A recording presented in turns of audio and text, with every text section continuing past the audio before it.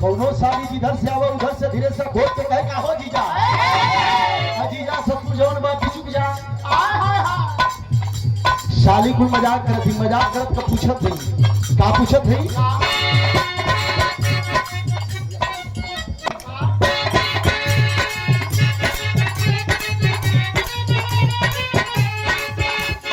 दीदी के व्यवहार वाला मुंह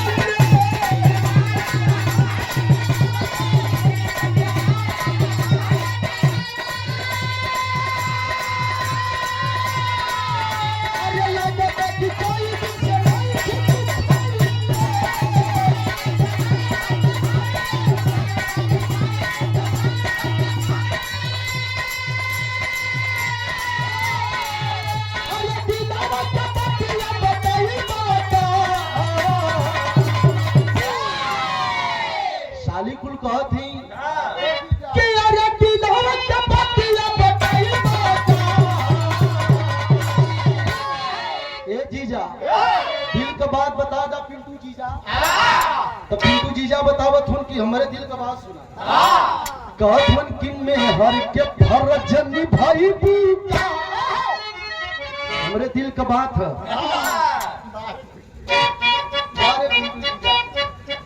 अरे मैं हर के फर्ज निभाई बूता का भैया मंचों को तो लोग जुआ खेला लगा बारे देश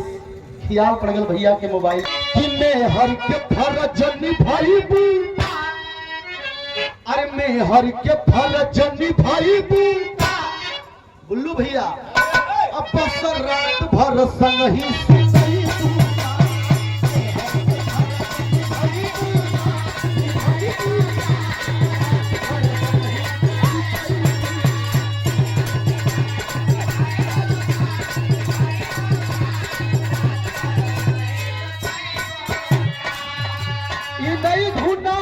पुरान धुन भोजपुरी वाले कट के एक गौले हुआ पुरनकी धुन पप्पू भैया अरे सैया